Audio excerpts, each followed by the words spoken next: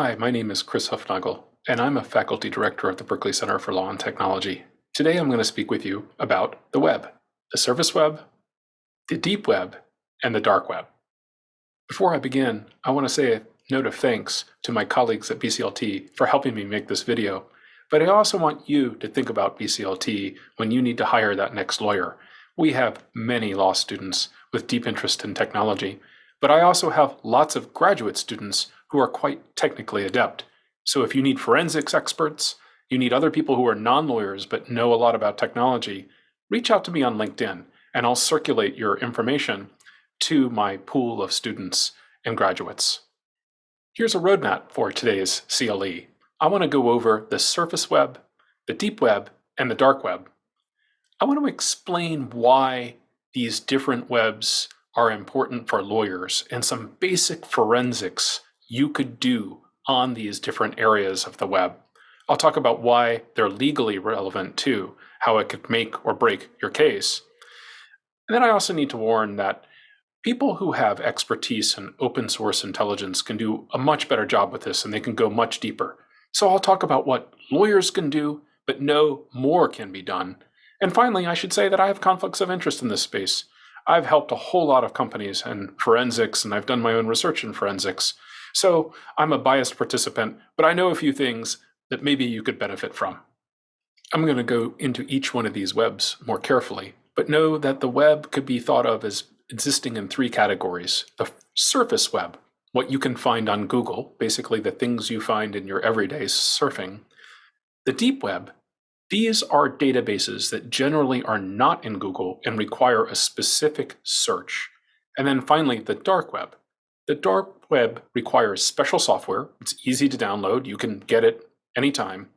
And that special software creates an encrypted layer on which both the people who are looking at websites and those websites can avoid a certain type of anonymity. That is, both the people browsing the web have strong anonymity and the people providing web services have anonymity. I'll explain why that's important to lawyers. I'll start with the basics, the surface web, and explain why these observations are important. The surface web is what you see when you ordinarily use the internet, when you search on Google and you find websites, or when you use Amazon.com and so on. This is basically the web that's available to Google. It's important to know that most computer crime actually happens on the surface web, and that's because companies that sell things like illegal pharmaceuticals, or let's say sex trafficking and so on, they need to have a basic business-to-consumer interaction. And most consumers are only on the surface web. So if you poke around the surface web, you can find websites like this, Fentanyl World, which will ship you fentanyl without a prescription. Well, how do they do this? They have to use the surface web because most consumers won't be able to find this information if it's on the deep web or the dark web. So one of the interesting aspects of these types of businesses is that they tend to depend on many different service vendors in order to engage in cybercrime. So they might be selling illegal drugs or counterfeit products or music or movies and so on. But to do so, they have to use the surface web and they have to accept normal payment like credit cards and PayPal. Interestingly, these sites don't make a lot of money through a single sale. So they have to make repeat sales. So these sites on the surface web tend to have good customer service. All of this you can use to your advantage as an enforcer. So for instance, a study I did a few years ago looked at the illegal pharmacies and found that they were all related. They were all using the same shopping cart, same phone numbers, and so on. It really was just one company with dozens of different websites that are selling illegal pharmaceuticals. What does this mean for lawyers?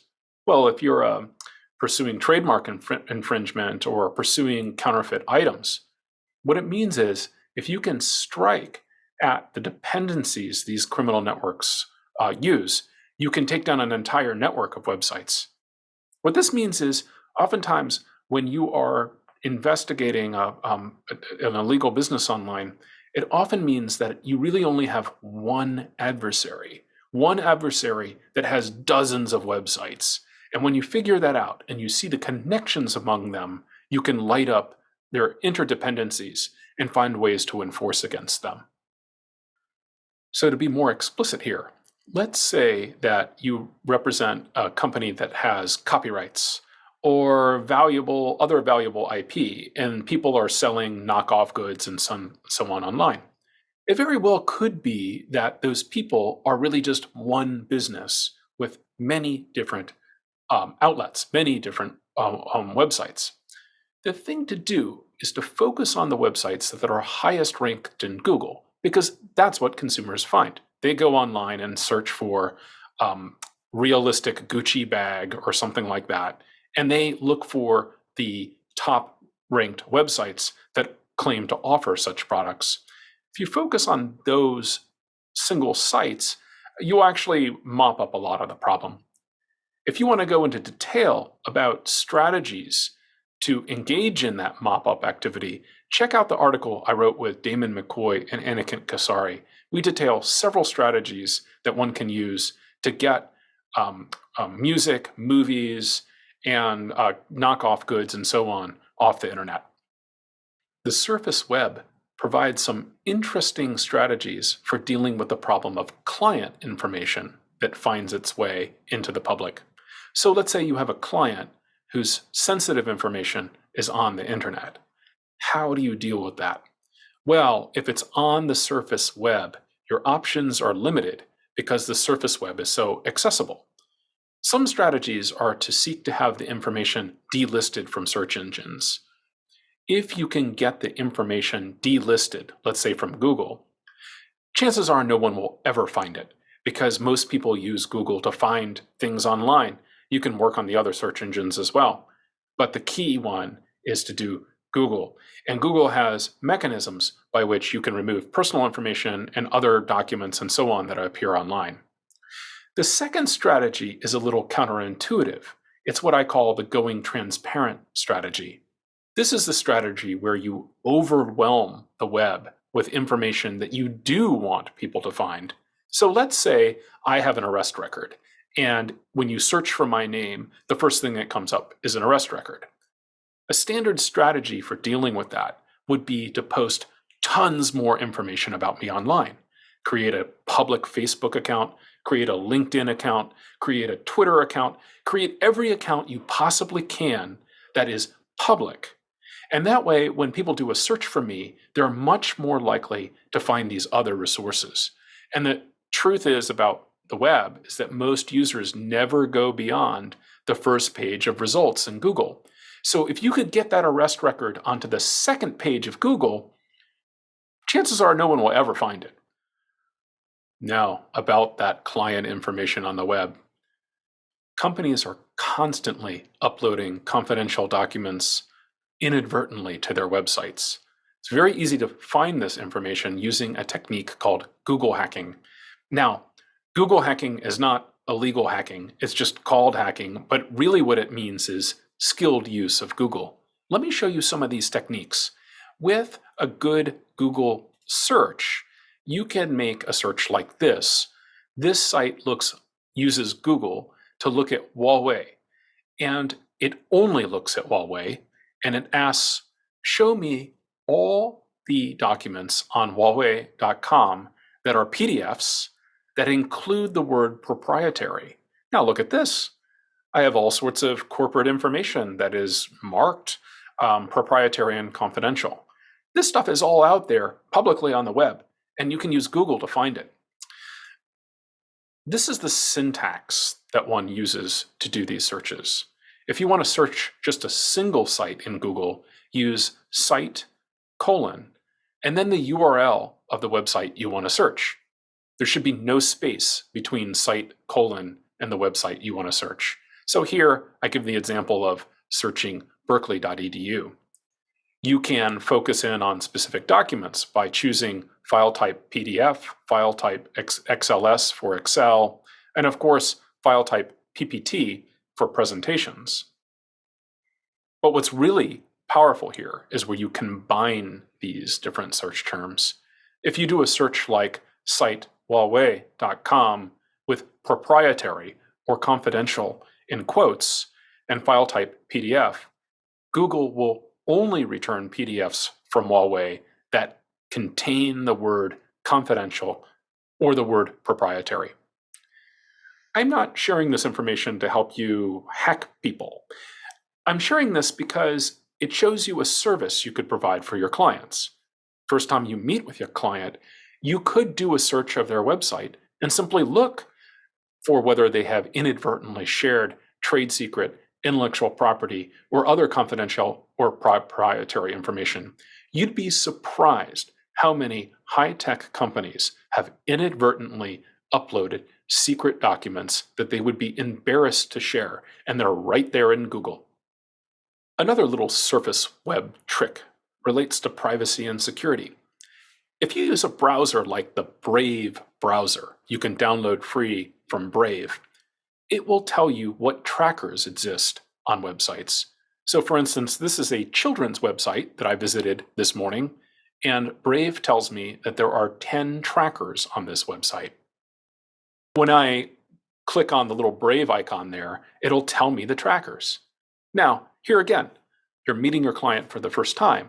It's a client that serves children. What if you started out that conversation by saying, I looked at your website and I noticed that you have trackers from Google, Adobe, and these other companies here. Do you have vendor service agreements in place to ensure compliance with children's privacy laws?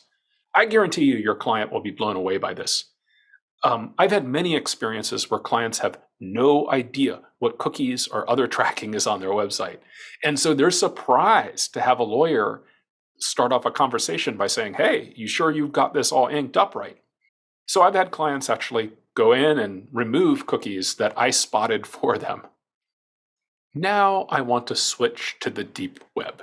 Remember, the deep web is that portion of the web that is only found through custom search engines, such as the search engines that exist on individual websites. This is a zone where Google won't find things for you. Many examples of these out there. A good example might be the trademark search on the PTO website. I don't think Google will spit out trademarks for you. You actually have to go to the PTO website to make those searches.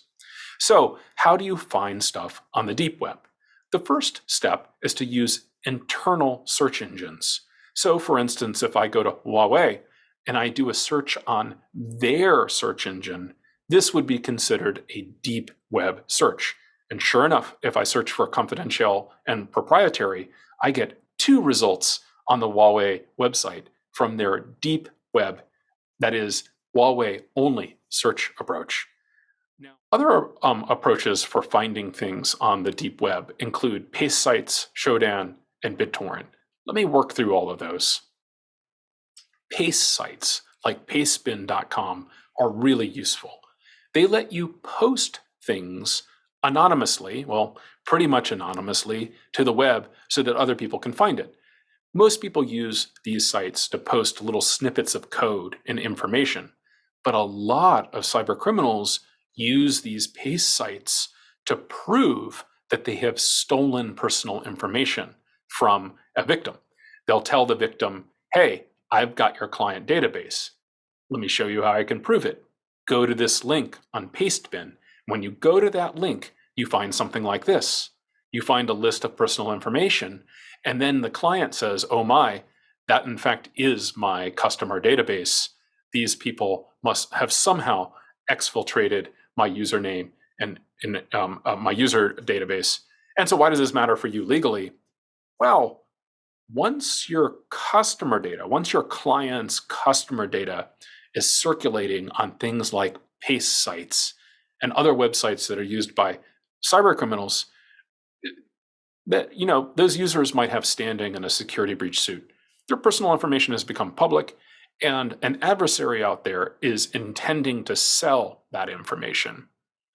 Another important deep web tool is called Shodan. I use this all the time. It's a really remarkable tool in which you can find services that are inadvertently open to anyone on the internet. So for instance, you can use Shodan to find video cameras that are open to the internet that anybody can log into. But here's the scary thing. Many, many, many different companies have made their MongoDB, that is, their Mongo databases, available to the internet with no authentication at all. And what this means is you can use Shodan to find open customer data sets that are inadvertently on the internet. There are literally terabytes, hundreds of terabytes of consumer personal information that have been made vulnerable in this way. Anyone can find it by going to Shodan. Again, why is this relevant? Well, if you have a client and their user database is publicly available in Shodan, it's a bit of a problem. It suggests an underlying lack of reasonable security precautions, and there's a pretty high risk that some hacker has downloaded that information because it has been illuminated already by Shodan. Here's another neat trick. The website Have I Been Pwned will tell you whether or not your email address has appeared in the deep or dark web in a security breach.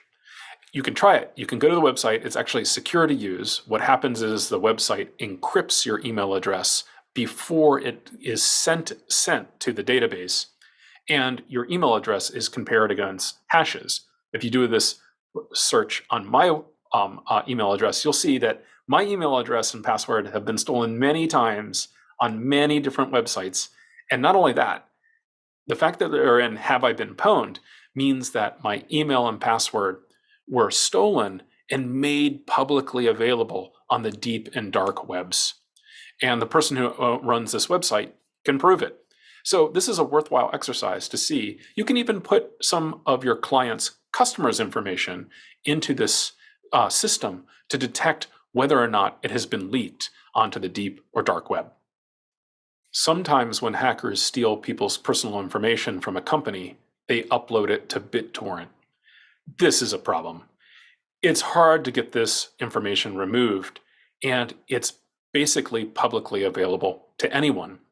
So out there, you can find, in BitTorrent, you can find all sorts of huge databases of personal information. For instance, the H.B. Gary emails that include emails from H.B. Gary to their lawyers at different law firms are all publicly available and downloadable on BitTorrent.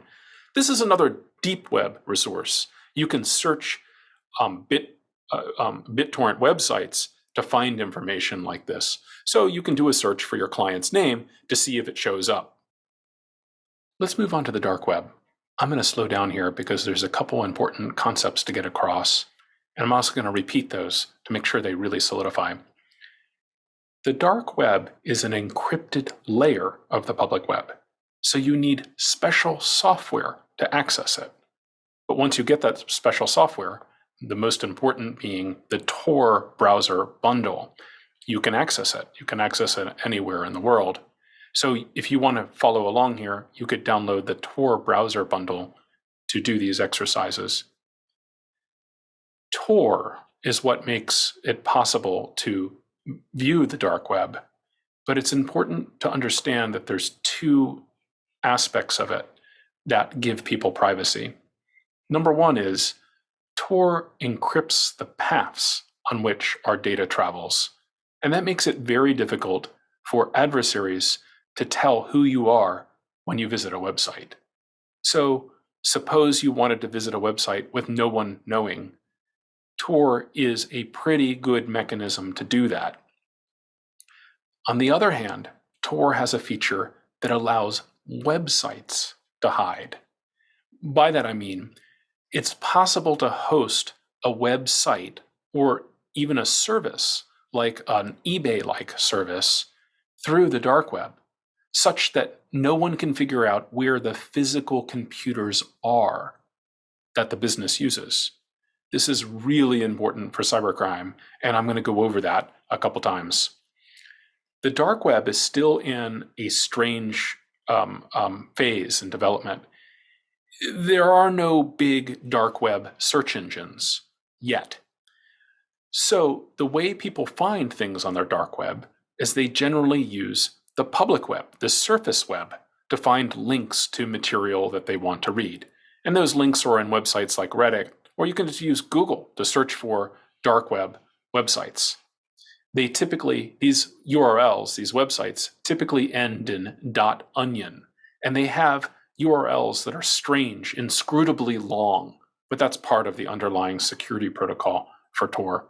I should emphasize, too, that there are many pro-social uses of the dark web. It gets a bad reputation because many people use it to access pornography. But in fact, there are significant numbers of people around the world who use it to evade government censorship. I'll give you an example. One of the interesting aspects of Tor, this is the first privacy protection in it, is it makes it easier to visit websites with almost pure anonymity. I want to say almost because there are ways to mess it up and there are ways people can be tracked. But let me demonstrate this. You can visit, for instance, the website of the CIA through Tor. And the privacy protection here is under this lock. This lock shows us that our communication started on my computer, known as this browser. That communication was forwarded to a server in Germany, but then went to another server in Canada, then finally to Germany again before it reached the CIA's website. So what this means is the CIA thinks that I am from Germany, not from the United States, and the various people who might be spying my internet activity, all of these communications are encrypted. So they can't tell that I'm going to CIA. All they can tell is that I connected to a computer in Germany. But you see, the data there are all scrambled because that German computer forwarded my communication on to Canada and so on. So it becomes very difficult to do traffic analysis against people using Tor. Now, what's the pro-social use here? Let's say you were living in Iran and you wanted to help the CIA. This is a mechanism by which you could communicate with the CIA without the Iranian government, probably without the Iranian government figuring out what you're doing. Now, there's a couple problems here. One of the problems is that some websites just block Tor. So some websites, if you get in the Tor browser and you go visit the website, it just won't work. And that's because those websites can detect Tor and decide not to serve it. Here's another problem. Tor is slow. Unless you have a very quick connection, you're not going to want to use it because each website might take 5 to 10 seconds to load. And that's too much, actually. We're used to a millisecond response time. So on one hand, you get something close to anonymity in the websites you visit with Tor. On the other hand, websites can host material in the dark web, and it is very difficult to tell the web server from which that material comes. So here's an example. The CIA actually runs a dark web version of its website. And this way, they can communicate with people through this mechanism, and there is privacy on both sides of the equation. The CIA's website cannot be located, therefore it's very difficult to block. It's very difficult for Iran to say, we know where the server is, so we're going to block it. And then the user, let's say in Iran, can get to this material as well. You'll know that you're on a dark web website because they end in .onion instead of .com, and they tend to have these crazy URLs that are alphanumeric and very long. So you as a lawyer might decide to use Tor. Let's say you're traveling internationally and you have to do some client work. Let's say you don't trust the government of the nation in which you are visiting. You could use Tor to visit websites on the public web. You could use it to visit New York Times or any other normal website, and you would have privacy against most forms of spying. And in fact, this is what human rights advocates do all over the world. They use Tor so that they can communicate, so that they can get information and prevent hostile adversary governments from learning what they are doing. So I mentioned how Tor gives you anonymity in visiting websites, either those on the surface web or on the deep or dark webs, but they also give anonymity. Tor also gives anonymity to services. And this means that criminals can operate services on the darknet that are very difficult for governments to deter. A great example is Silk Road. The original Silk Road was cracked by the FBI, maybe with the help of an intelligence agency. And the person who ran it was arrested and ultimately put in prison. But since that first Silk Road, many more have been created because Tor fundamentally allows you to run a server secretly. So you might have a server that's offering up the sale of drugs like Silk Road did, and it might be secretly located, let's say somewhere in Norway. Behind Tor hidden services, it's very difficult for law enforcement to discover where that server is, and therefore law enforcement can't seize that server and stop the underlying sales. I mentioned earlier, there isn't really a good search engine for the dark web, so people use resources like surface web search engines. Dark Web Link, for instance, here will show us where the current Silk Road is. When I made this video, Silk Road 4 was operating. I'm backing up here. You might wonder, how do these businesses operate? They're operating in the clear, offering to sell drugs. So they must be taking money and they must be delivering drugs. Well, how do they do it? Well, the value transfer currently is done through cryptocurrencies like Bitcoin and Ether. Those currencies are not anonymous, but they are difficult to trace. And so those currencies go to Silk Road. They go through a system known as a mixer or a tumbler to increase the privacy protection of the value transfer. The drug seller gets the money. The platform, the Silk Road, gets some amount of the money. And then the drugs are shipped in the postal mail. Yeah, that's right, the United States postal mail. Why? Well, the postal mail is protected by a warrant requirement. And so much mail is routed on any given day that the postal mail, they can't search all the packages out there. So believe it or not, these services work. And I think they're very tempting for people because you can order all sorts of drugs, you can order fake IDs, you can order all sorts of different things through these services, and you're unlikely to be caught because the Postal Service can't catch up with the volume of material that is sent. Another way cybercriminals share information online is through what's known as dark web pastes. That is, paste sites, just like I showed earlier, that operate on the dark web, making them very strongly protected against tracking. So cyber intelligence companies watch these paste websites looking for personal information that was leaked or stolen from companies, and then they go on and report, hey, your personal information or the personal information of your customers has been seen on a paste site.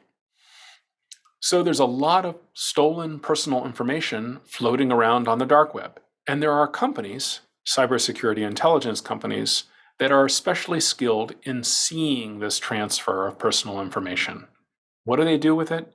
Well, one thing they can do with it is tell the underlying website, the victim website that lost the customer information, that their customer database has been stolen. So subscription to a cybersecurity intelligence company can give you an early warning that cybercriminals are trading in personal information. There's other interesting things that can be done. These databases show you how people really use passwords. And what we know from looking at dark web intelligence data is that people use the same password on many different websites. And so it's important not to do that. It's important to use a password manager and to use different passwords for different services. The big hint here is the way intelligence agencies get into your stuff is by looking at your stolen passwords. If you use a password on, whatever website, whatever commercial website you do to shop, and you use the same password for your email, you're in real trouble because an attacker can just copy your password and then try it in Gmail, try it in Hotmail, and so on. That's what we call credential stuffing.